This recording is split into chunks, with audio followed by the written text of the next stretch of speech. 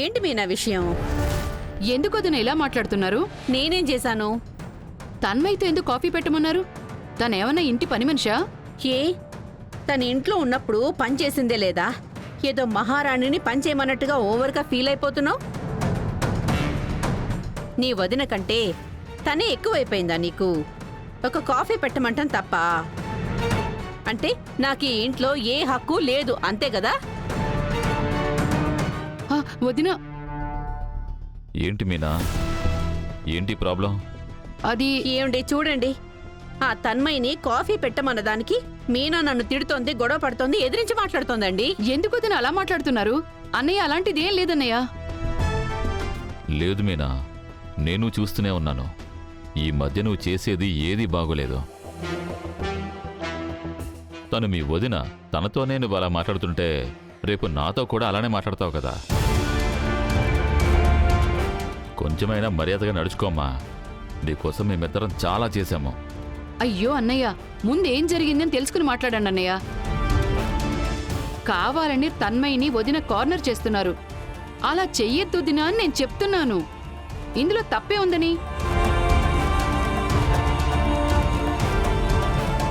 ఇది బంగారికో అత్తయ్యకో తెలిస్తే ఎంత ఇబ్బంది చెప్పండి. తను ఒక చిన్న పిల్లే కదన్నయ్య. కొంచెమైనా మనస్సాక్షితో నడుచుకోండి అని చెప్పాను. శివండి చూసారా, ఎవరో అడ్రస్ లేని వాళ్ళ కోసం నాతో గొడవకొస్తోంది మీ చెల్లెలు. ఇదేనా తన వదనకిచ్చే మర్యాద? మీనా, ఇది అస్సలు కరెక్ట్ కాదు. నేను నీకోసం ఏమేం చేశానో అనేది మొత్తం మర్చిపోయి మాట్లాడుకో. అన్నయ్య, చిన్నాన్నా, ఏదో నీకోసం చేశామని చెప్పి అత్త గిల్టీగా ఫీల్ అయ్యేలా చేద్దాం అనుకుంటున్నారా? మీరు ఒక విషయం క్లియర్గా తెలుసుకోవాలి. గుర్తు చేయడం నా బాధ్యత. నిజం ఏంటంటే మీరు అత్త వల్లే ఇంకా ఈ ఇంట్లో ఉంటున్నారు. అత్తే మీ ఇద్దరికి అడ్రస్. మీకోసం ఈ కుటుంబంలో ఎంత చేసుంటుంది, ఎంతమంది దగ్గర మాటలు పడింది, అదంతా మర్చిపోయి మాట్లాడకండి. వదిలే బంగారి. అన్నయ్య ప్లీజ్ అన్నయ్య, ఇది ఇక్కడితో వదిలేద్దాం అన్నయ్య. కానీ ఇక మీదట తన్మయ్యతో ఆ విధంగా మాట్లాడకండి అన్నయ్య. రా బంగారి.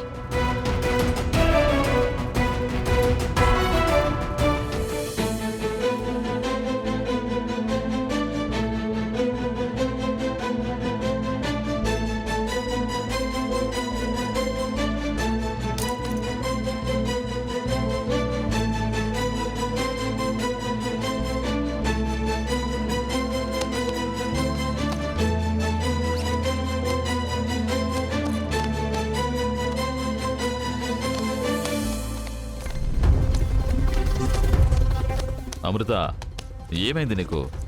ఎందుకు నువ్వు ఇలా చేస్తున్నావు? ఏం లేదు, ప్యాకింగ్ చేసుకుంటున్నాను. ప్యాకింగ్ చేస్తున్నావా? ఏమైంది? ఎప్పుడు మనం ఇంటి నుంచి వెళ్ళిపోతాం అనేదే తెలీదు. అప్పటికప్పుడు తొందరగా ప్యాక్ చేయడం అంటే కుదరదు కదా. ఏమైంది నీకు? ఎందుకు ఇలా మాట్లాడుతున్నావు నువ్వు? ఏమండి, మనకి టైం అయిపోయిందండి. ఇక మీదట ఈ ఇంట్లో ఉండడం అంటే నాకు చాలా కష్టంగానే ఉంటుంది. అది మీకు అర్థం కావడం లేదా? ఏంటే నువ్వు మాట్లాడేది? ఏమండి, ఇన్నేళ్లు మనం ఇంట్లో నెట్టుకొస్తున్నామంటే దానికి కారణమే మీ చెల్లెలు. తనిచ్చిన సపోర్టే కదండి. మీరు ఏం చెప్పినా తల ఊపుతూ తోలు బొమ్మలా ఆడుతూ మీ చేతిలో ఉండింది. కానీ తనే ఇప్పుడు మనల్ని ప్రశ్నించడం మొదలుపెట్టిందండి. ఎదిరించి కూడా మాట్లాడుతోంది. నా మీదే తిరగబడుతోంది కూడా. ఎక్కడి నుంచి వచ్చింది తనకింత ధైర్యం? ఇంకెవరో ఆ బంగారు ఇచ్చిన ధైర్యమే ఇది.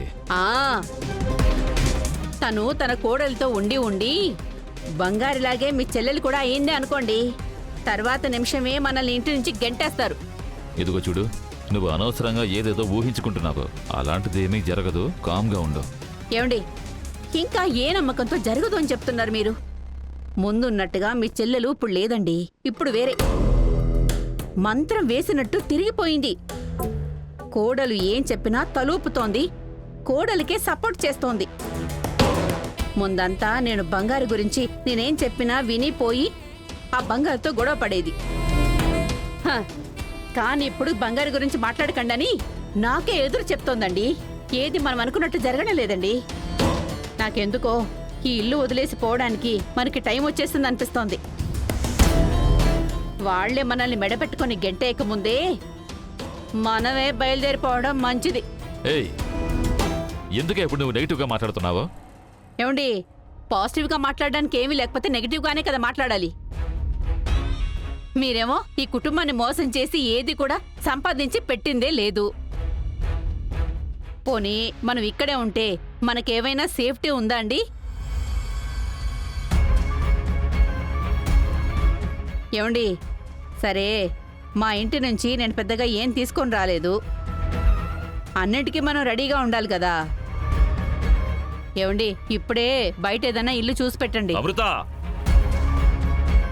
దీనికి మించి ఒక్క మాట మాట్లాడేవా అనుకో, చంపేస్తాను నేను. ఏంటి, నన్ను రెచ్చగొడుతున్నావా నువ్వు? నాకు మాత్రం కోపంగా లేదనుకుంటున్నావా? అన్నీ మూసుకుని భరిస్తున్నాను.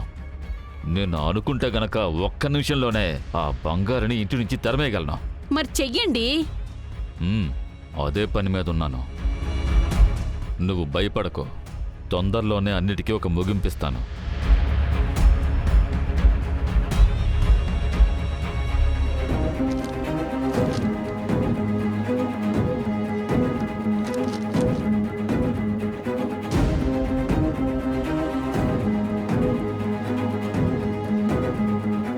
బంగారి, ఏంటది? ఏం లేదే. నేను చూశాను. నా దగ్గర దాచి ఏ ప్రయోజనం లేదు. ఇలా ఇవ్వు. ఆ, వద్దు, వదిలేండి. ఇవ్వని చెప్తున్నాను కదా.